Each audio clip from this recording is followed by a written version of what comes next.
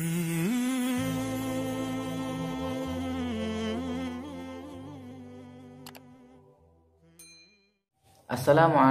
warahmatullahi wabarakatuh. Bismillahirrahmanirrahim. Alhamdulillahirabbil alamin.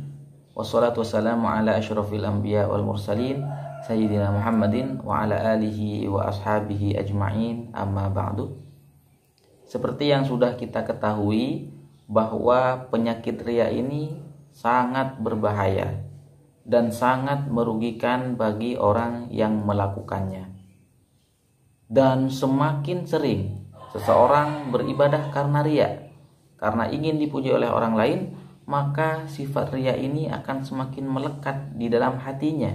Dan semakin melekat sifat ria ini, semakin susah untuk diobati.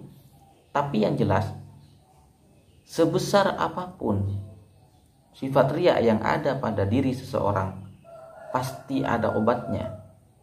Terutama di dalam agama Islam, para ulama sudah mengajarkan kita bagaimana caranya jika kita ingin terbebas dari penyakit ria semacam ini. Dan obat-obat dan cara-cara untuk mengatasi penyakit ria ini biasanya dapat kita temukan di dalam kitab-kitab akhlak, atau bahasa lainnya adalah kitab tasawuf. Dan di antara kitab-kitab tasawuf yang membahas mengenai obat dan cara mengatasi penyakit ria ini adalah kitab Ihya Ulumuddin karya Al-Imam Muhammad bin Muhammad Al-Ghazali, atau yang kita kenal dengan Imam Ghazali. Di dalam kitab tersebut beliau menyebutkan dan mengajarkan kepada kita beberapa cara kalau kita ingin membersihkan hati kita dari penyakit ria. Cara pertama yang beliau sebutkan untuk mengatasi penyakit ria ini adalah dengan mengetahui bahaya dan kerugian bagi orang yang melakukan ibadah karena ria, karena ingin dipuji oleh orang lain. Dan ini harus menjadi perhatian kita. Kenapa? Karena kalau kita tidak tahu bahaya dari penyakit ria, ya kita kadang meremehkan. Padahal bahaya dari penyakit ria seperti yang sudah kita bahas di video sebelumnya itu sangat berbahaya. Yang pertama, dijanjikan neraka oleh Allah Subhanahu wa taala. Kemudian yang kedua, termasuk syirik atau menyekutukan Allah, meskipun itu adalah syirik kecil, bukan berarti keluar dari agama Islam. Kemudian dia akan lelah hatinya karena belum tentu tujuan dia untuk dipuji itu tercapai, belum tentu orang lain memujinya atau melihatnya. Kemudian juga dia tidak akan mendapatkan pahala dari Allah Subhanahu wa taala. Nah, kita harus tahu bahaya-bahaya ria yang tersebut agar kita tidak terjerumus ke dalam penyakit ria. Karena kalau kita tidak tahu bahayanya, bisa jadi kita menganggap hal itu hal yang remeh, padahal itu adalah dosa di hadapan Allah Subhanahu wa taala. Kemudian cara kedua yang disebutkan oleh Imam Ghazali yaitu dengan menyadari bahwa dengan melakukan ibadah karena ria, kita hanya bikin diri kita capek, kita hanya bikin hati kita tersiksa, menunggu pujian dari orang lain, menunggu penghargaan dan penghormatan dari orang lain, yang mana itu belum tentu kita capai. Berbeda dengan beribadah karena Allah Subhanahu wa taala, sudah pasti akan Allah berikan balasan yang lebih baik daripada yang kita bayangkan. Jadi yang kedua caranya adalah dengan menyadari betul bahwa kita hanya capek hati, capek pikiran ketika kita beribadah karena ria, ingin dipuji oleh orang lain.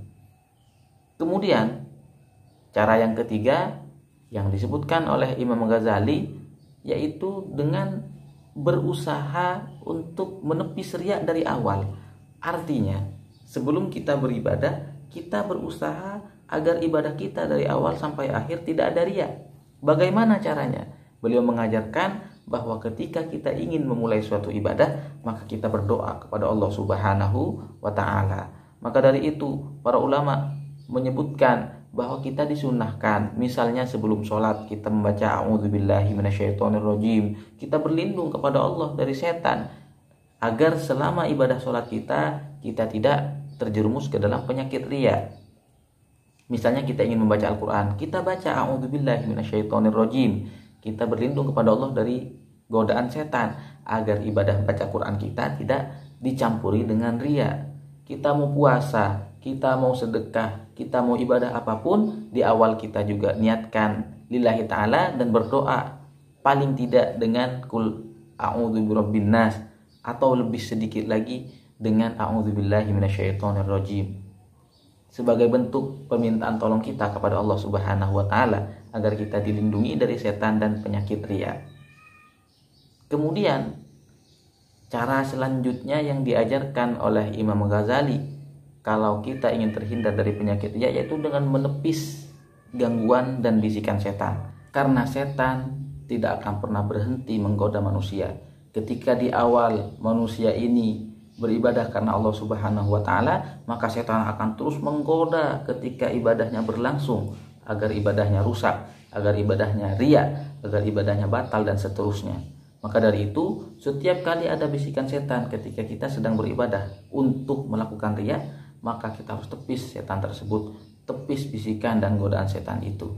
Karena setan tidak akan pernah berhenti mengusik manusia. Bahkan Rasulullah SAW menyebutkan bahwa ada setan yang khusus mengganggu ibadah orang yang sedang sholat, ada setan yang khusus mengganggu ibadah seseorang yang sedang haji dan seterusnya. Kemudian cara selanjutnya, kalau kita ingin mengobati penyakit riya yang ada di dalam diri kita, yaitu dengan cara membiasakan untuk menyembunyikan ibadah. Kalau bisa kita sholat di rumah, maksudnya kalau sholat sunnah, atau yang paling jelas itu ketika kita ingin berinfak atau bersedekah. Kalau kita ingin melatih diri kita untuk menahan riya atau mengobati penyakit riya, usahakan bersedekah tanpa harus terlihat oleh orang lain. Kenapa? Karena ketika kita bersedekah kemudian terlihat oleh orang lain, itu dikhawatirkan. Memang ketika niat kita memang lillahi ta'ala, dikhawatirkan karena dilihat oleh orang lain, dikhawatirkan itu lebih berpotensi untuk membuat hati kita berubah menjadi niat agar lebih dipuji oleh orang lain. Ada kepuasan tersendiri ketika dilihat oleh orang lain. Makanya Imam Ghazali menganjurkan, kalau kita ingin melatih diri kita untuk terbiasa tidak riya, usahakan kita berlatih untuk melakukan ibadah dengan sembunyi-sembunyi. Bukan berarti tidak boleh kita beribadah terang-terangan, bukan. Hanya sekedar latihan kita agar kita tidak terjerumus ke dalam penyakit riya. Karena bersedekah terang-terangan juga tidak masalah, bersedekah sembunyi-sembunyi tidak masalah, tapi hanya sebagai media latihan kita untuk mengurangi dan mengobati penyakit riya yang ada di dalam diri kita. Itulah beberapa cara untuk mengobati penyakit riya yang disebutkan oleh Imam Ghazali. Semoga bermanfaat dan semoga amal ibadah kita semuanya murni lillahi ta'ala dan kita mendapatkan ridha dari Allah Subhanahu wa ta'ala. Demikian, kurang lebihnya mohon maaf. Wassalamualaikum warahmatullahi wabarakatuh.